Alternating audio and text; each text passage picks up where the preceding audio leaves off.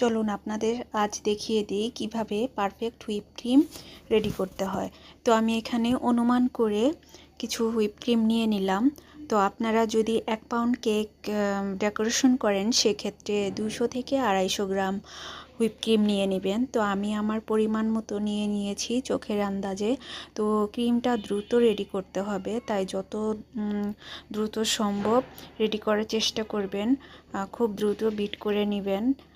আর বলে রাখি, ক্রিমটা অবশ্যই লিকুইড ফর্মে থাকতে হবে, তবে ঠান্ডা হতে হবে, একদম বরফ ঠান্ডা, মানে বরফের মতো ঠান্ডা হবে, কিন্তু থাকবে লিকুইড ফর্মে।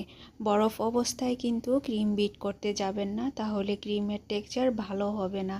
তো দেখুন আমি কিভাবে করছি। কিছুক্ষণ পর পর সাইডের যে ক্রিমগুলো লেগে থাকে সেগুলো স্প্যাচুলা দিয়ে ঠিক করে উল্টে দিয়ে তারপর আবার পুনরায় বিট করে নিচ্ছি।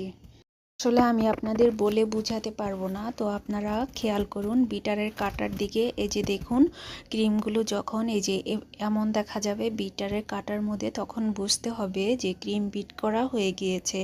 তো আমার ক্রিম বিট করা হয়ে গিয়েছে। আমি চারপাশে লেগে থাকা ক্রিমগুলোকে স্প্যাচুলার সাহায্যে ঠিক করে নিচ্ছি।